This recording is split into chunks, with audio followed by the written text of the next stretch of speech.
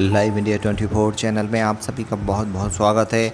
आइए सुनते हैं मुंशी प्रेमचंद जी द्वारा लिखित उपन्यास सेवा सदन का भाग 36। पद्मसेन ने कहा, हाँ, यह आपने अच्छा उपाय बताया। मुझे इतना भी न सूझा था। कठिनाई में मेरी बुद्धि जैसे चरने चली जाती है। विठलदास बोले, लेकिन जाना आपको पड़ेगा। पद्मसेन ने कहा, यह क्यों? आपके जाने से काम न चलेगा। विठलदास बोले, भला उमानाथ उसे मेरे साथ क्यों भेजने चले? पद्मसेन ने कहा, इसमें उन्हें क्या आपत्ति हो सकती है? विठलदास बोले, आप तो कभी कभी बच्चों की सी बातें करने लगते हैं। शांता उनकी बेटी न सही, पर इस समय वह उसके पिता हैं। वह उसे एक अपरिचित मनुष्य के साथ क्यों जाने देंगे? पद्मसेन बोले, भाई साहब, आप नाराज़ ना हो। मैं वास्तव में कुछ बौखला गया हूँ, लेकिन मेरे चलने में तो बड़ा उपद्रव खड़ा हो जाएगा। भैया सुनेंगी तो वह मुझे मार ही डालेंगे। जनवासी में उन्होंने जो धक्का लगाया था वह अभी तक मुझे याद है। विठलदास ने कहा, अच्छा, आप न चलिए, मैं ही चला जाऊंगा, लेकिन उमानाथ के नाम एक पत्र देने में तो आपको कोई बाधा नहीं। पद्मसेन ने कहा, आप कहेंगे कि यह निर्मिट्टी का लौंदा है, पर मुझ में इतना साहस भी नहीं है। ऐसी युक्ति बताइए कि कोई अवसर पड़े तो मैं साफ निकल जाऊं। भाई साहब को मुझ पर दोषारोपण का मौका न मिले। विठलदास ने झुल्लाकर उत्तर दिया, मुझे ऐसी युक्ति नहीं सूझती। भले मानुस, आप भी अपने को मनुष्य कहेंगे? कहा तो वह धुआंधार व्याख्यान देते हैं, ऐसे उच्च भावों से भरा हुआ मानो मुक्तात्मा है, और कहा यह वीरुता। पद्मसेन ने लज्जित होकर कहा, इस समय जो चाहे कह लीजिए, पर इस काम का सारा भार आपके ऊपर रहेगा। विठलदास बोले, अच्छा, एक तार तो दे दीजिए, या इतना भी न होगा? पद्मसेन ने उछलकर कहा, हाँ, मैं तार दे दूंगा। मैं तो जानता था कि आप कोई राह निकालेंगे। अब अगर कोई बात आ पड़ी तो मैं कह दूंगा कि मैंने तार नहीं दिया, किसी ने मेरे नाम से दे दिया होगा। मगर एक ही क्षण में उनका विचार पलट गया। अपनी आत्मभीरुता पर लज्जा आई। मन में सोचा, भाई साहब ऐसे मूर्ख नहीं है कि इस धर्म कार्य के लिए मुझसे अप्रसन्न हो, और यदि हो भी जाए तो मुझे इसकी चिंता न करनी चाहिए। विठलदास ने कहा, तो आज ही तार दे दीजिए। पद्मसेन ने कहा, लेकिन यह सरासर जालसाजी होगी। विठलदास फिर बोले, हाँ, होगी तो आप ही समझिए। पद्मसेन बोले, मैं चलूँ तो कैसा रहेगा? विठलदास ने कहा, बहुत ही उत्तम, सारा काम ही बन जाएगा। पद्मसेन बोले, अच्छी बात है, मैं और आप दोनों चले। विठलदास ने कहा, तो कब चलना है? पद्मसेन बोले, बस आज तार देता हूँ कि हम लोग शांता को विदा कराने आ रहे हैं। परसों संध्या की गाड़ी से चलेंगे। विठलदास ने कहा, निश्चय हो गया? पद्मसेन बोले, हाँ, निश्चय हो गया। आप मेरे कान पकड़कर ले चलिएगा। विठलदास ने अपने सरल हृदय मित्र की ओर प्रशंसा की दृष्टि से देखा, और दोनों मनुष्य जल तरंग सुनने जा बैठे, जिसकी मनोहर ध्वनि आकाश में गूंज रही थी। जब हम स्वास्थ्य लाभ करने के लिए किसी पहाड़ पर जाते हैं तो उस बात का विशेष यत्न करते हैं कि हम में कोई कुपथ्य न हो, और नियमित रूप से व्यायाम करते हैं। आरोग्य का उद्देश्य सदैव हमारे सामने रहता है। सुमन विधवा समय आत्मिक स्वास्थ्य लाभ करने गई थी, और अभीष्ट को एक क्षण के लिए भी न भूली थी। वह अपनी अन्य बहनों की सेवा में तत्पर रहती और धार्मिक पुस्तकें पढ़ती। दीपासना, स्नान आदि में उसके व्यथित हृदय को शांति मिलती थी। विठलदास ने अमोला के समाचार उससे छिपा रखे थे, लेकिन जब शांता को आश्रम में रखने का विचार निश्चित हो गया, तब उन्होंने सुमन को इसके लिए तैयार करना उचित समझा। उन्होंने कुंवर साहब के यहाँ से आकर उसे सारा समाचार कह सुनाया। आश्रम में सन्नाटा छाया हुआ था। रात बहुत बीत चुकी थी, पर सुमन को किसी भांति नींद न आती थी। उसे आज अपने अविचार का यथार्थ स्वरूप दिखाई दे रहा था। जिस प्रकार कोई रोगी क्लोरोफॉर्म लेने के पश्चात होश में आकर अपने चीरे फोड़े के गहरे घाव को देखता है और पीड़ा तथा भय से फिर मूर्छित हो जाता है, वह दशा इस समय सुमन की थी। पिता, माता और बहन तीनों उसे अपने सामने बैठे हुए मालूम होते थे। माता लज्जा तथा दुख से सिर झुकाए उदास हो रही थी। पिता खड़े उसकी ओर क्रोधोन्मत्त और रक्तपूर्ण नेत्रों से ताक रहे थे और शांता शोक, नैराश्य और तिरस्कार की मूर्ति बनी हुई कभी धरती की ओर ताक रही थी, कभी आकाश की ओर। सुमन का चित्त व्यग्र हो उठा। वह चारपाई से उठी और बलपूर्वक अपना सिर पक्के जमीन पर पटकने लगी। वह अपनी ही दृष्टि में एक पिशाचनी मालूम होती थी। सिर में चोट लगने से उसे चक्कर आ गया। एक क्षण के बाद उसे चेत हुआ, माथे में रुधिर बह रहा था। उसने धीरे से कमरा खोला। आंगन में अंधेरा छाया हुआ था। वह लपकी हुई फाटक पर आई, पर वह बंद था। उसने ताले को कई बार हिलाया पर ना खुला। बुढ़ा चौकीदार फाटक से जरा हटकर सो रहा था। सुमन धीरे धीरे उसके पास आई और उसके सिर के नीचे कुंजी टटोलने लगी। चौकीदार हक बगाकर उठ बैठा और चोर चोर चिल्लाने लगा। सुमन वहां से भागी और अपने कमरे में आकर किवाड़ बंद कर लिए। किंतु सवेरे पवन के सदृश चित्त की प्रचंड व्यग्रता भी शीघ्र ही शांत हो जाती है। सुमन खूब बिलख कर रोती, हाय मुझ जैसी डायन संसार में ना होती। मैंने विलास तृष्णा की धुन में अपने कुल का सर्वनाश कर दिया है।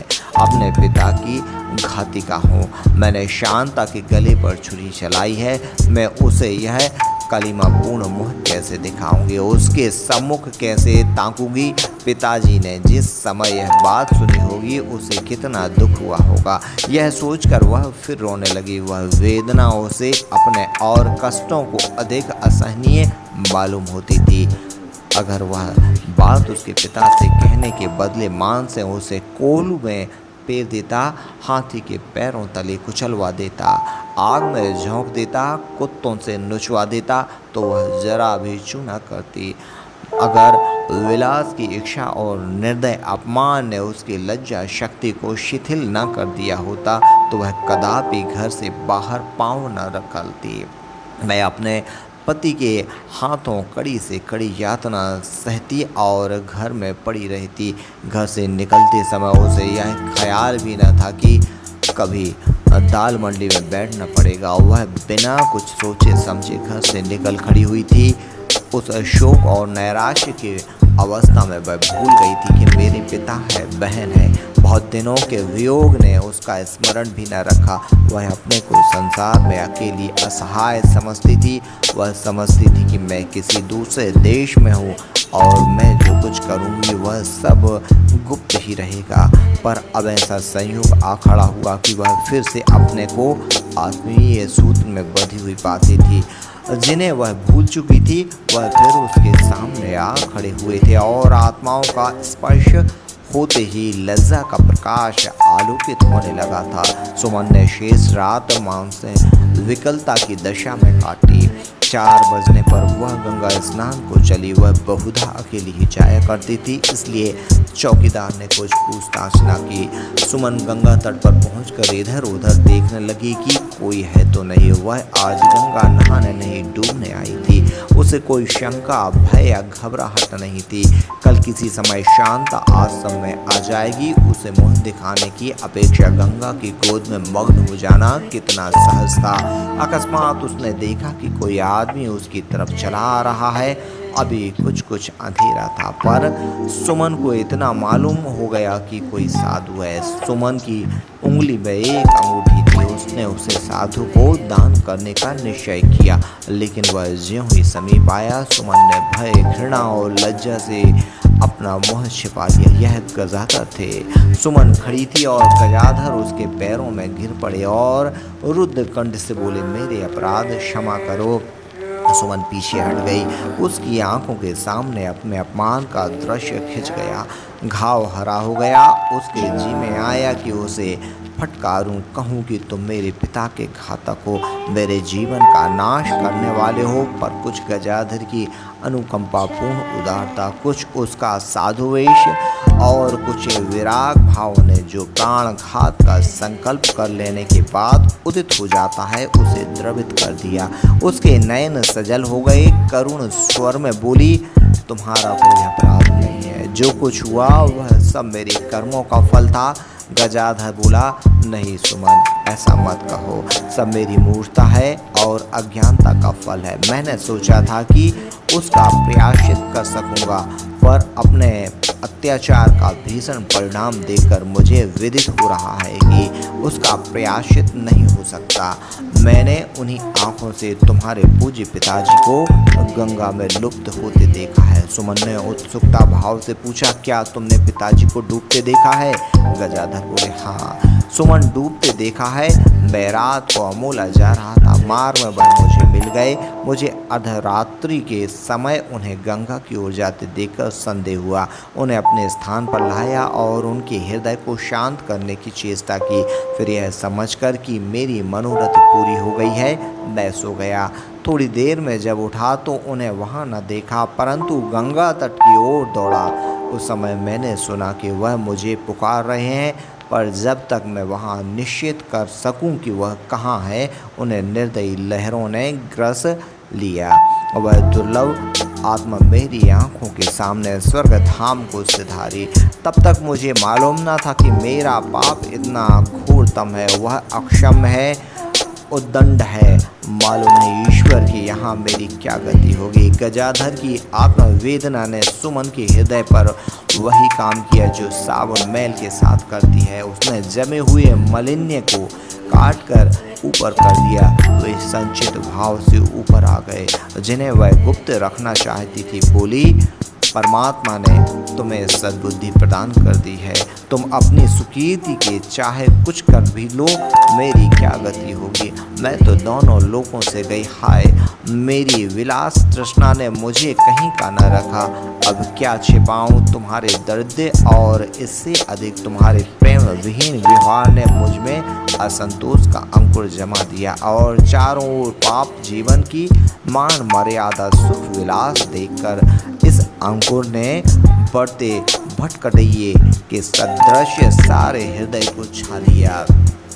उस समय एक फफोले को फोड़ने के लिए जरा सी ठेस भी बहुत थी।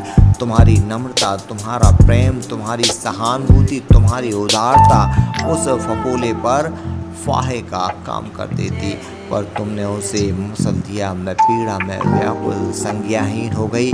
तुम्हारे इस पाश्विक पैशाचिक व्यवहार का जब स्मरण होता है तो हृदय में एक ज्वाला सी दहकने लगती है और अंतःकरण में तुम्हारे प्रति शाप निकल आता है। यह मेरे अंतिम समय है। एक क्षण में यह पापमय शरीर गंगा में डूब जाएगा। पिताजी की शरण में पहुंच जाऊंगी, इसलिए ईश्वर से प्रार्थना करती हूँ कि तुम अपराधों को क्षमा करे। गजाधर ने निश्चित स्वर में कहा, सुमन, यदि प्राण देने से पापों का प्रायश्चित हो जाता तो मैं अब तक कभी का प्राण दे चुका होता। सुमन ने कहा, कम से कम दुखों का तो अंत हो जाएगा। गजाधर बोला, हाँ तुम्हारे दुखों का अंत हो जाएगा, पर उनके दुखों का अंत ना होगा जो तुम्हारे दुखों से दुखी हो रहे हैं। तुम्हारे माता पिता शरीर बंधन से मुक्त हो गए, लेकिन उनकी आत्माएं अपने विदेहावस्था में तुम्हारे पास विचर रही हैं। वह सभी तुम्हारे सुख से सुखी और दुख से दुखी होंगे। सोच लो कि प्राणघात करके उनको दुख पहुंचाओगी या अपना पुनरुद्धार करके उन्हें सुख और शांति दोगी। पश्चाताप अंतिम चेतावनी है जो हमें आत्म सुधार के निमित्त ईश्वर की ओर से मिलती है। यदि इसका अभिप्राय न समझकर हम शोक अवस्था में अपने प्राणों का अंत कर दें तो मानो हमने आत्मोद्धार की इस अंतिम प्रेरणा को भी निष्फल कर दिया है। यह भी सोचो कि तुम्हारे न रहने से उस अबला शांता की क्या गति होगी जिसने अभी संसार के ऊंच नीच का कुछ अनुभव नहीं किया है। तुम्हारे सिवा उसका संसार में कौन है? उमानाथ का हाल तुम जानती हो। वह उसका निर्वाह नहीं कर सकते। उनमें दया है पर लोभ उससे अधिक है। कभी कभी वह उससे अवश्य अपना गला छुड़ा लेंगे। उस समय वह किसकी होकर रहेगी? सुमन को गजाधर के इस कथन में सच्ची संवेदना की झलक दिखाई दी। उसने उनकी ओर विनम्रता सूचक दृष्टि से देखकर कहा, शांता, उससे मिलने की अपेक्षा मुझे प्राण देना सहज प्रतीत होता है। कई दिन हुए उसने पद्म सिंह के पास एक पत्र भेजा था। उमानाथ उसका कहीं और विवाह करना चाहते हैं, वह उसे स्वीकार नहीं करती। गजाधर ने कहा वह देवी है। सुमन बोली शर्मा जी बेचारे और क्या करते। उन्होंने निश्चय किया है कि उसे बुलाकर आश्रम में रखें। अगर उनके भाई मान जाएंगे तब तो अच्छा ही है, नहीं तो वह दुखिया को न जाने कितने दिनों तक आश्रम में रहना पड़ेगा। वह कल यहाँ आ जाएगी। उसके सम्मुख जाने का भय, उससे आंखें मिलाने की लज्जा मुझे मारे डालती है। और जब वह तिरस्कार की आंखों से मुझे देखेगी उस समय मैं क्या करूँगी। और जो कहीं उसने घृणावश मुझसे गले मिलने से संकोच किया तब तो मैं उसी क्षण विष खा लूंगी। इस दुर्गति से तो प्राण लेना ही अच्छा है। गजाधर ने सुमन को श्रद्धा भाव से देखा। उसे अनुभव हुआ कि ऐसी अवस्था में मैं भी वही करता जो सुमन करना चाहती है। बोले सुमन तुम्हारे यह विचार यथार्थ हैं, पर तुम्हारे हृदय पर चाहे जो कुछ बीते शांता के हित के लिए तुम्हें सब कुछ सहना पड़ेगा। तुमसे उसका जितना कल्याण हो सकता है उतना अन्य किसी से नहीं हो सकता। अब तक तुम अपने लिए जीती थी, अब दूसरों के लिए जियो। यह कह गजाधर जिधर से आए थे उधर ही चले गए। सुमन गंगाजली के तट पर देर तक खड़ी उनकी बातों पर विचार करती रही। फिर स्नान करके आश्रम की ओर चली गई। जैसे कोई मनुष्य समर में परास्त होकर घर की ओर जाता है। शांता ने पत्र तो भेजा पर उसको उत्तर आने की कोई आशा न थी। 3 दिन बीत गए, उसका नैराश्य दिनों दिन बढ़ता जाता था। अगर कुछ अनुकूल उत्तर न आया तो उमानाथ अवश्य उसका विवाह कर देंगे। यह सोचकर शांता का हृदय थरथराने लगा। वह दिन में कई बार देवी के चबूतरे पर जाती और नाना प्रकार की मनोतियाँ करती। कभी शिव जी के मंदिर में जाती और उनसे अपनी मनोकामना कहती। सदने क्षण के लिए भी उसके ध्यान में नहीं उतरता था। वह उसकी मूर्ति को हृदय नेत्रों के सामने बैठाकर उससे कर जोड़कर कहती प्राणात मुझे क्यों नहीं अपनाते। लोक निंदा के भय से हाय मेरी जान इतनी सस्ती है कि इन दामों बिके तो मुझे त्याग रही हो। अगर मैं झोंक रही हो लेकिन इस अपराध के लिए कि मैं सुमन की बहन हुई, यही न्याय है। कहीं तुम मुझे मिल जाते, मैं तुम्हें पकड़ पाती, फिर देखती कि तुम मुझसे कैसे भागते हो। तुम पत्थर नहीं हो सकते कि मेरे आंसुओं से न फंसे। जो तुम अपनी आंखों से एक बार मेरी दशा देख लेते तो फिर तुमसे न रह जाता। हाँ, तुमसे कदापि न रह जाता। तुम्हारा विशाल हृदय करुणा शून्य नहीं हो सकता। क्या करूं, तुम्हें अपनी चिंता की दशा कैसे दिखाऊं।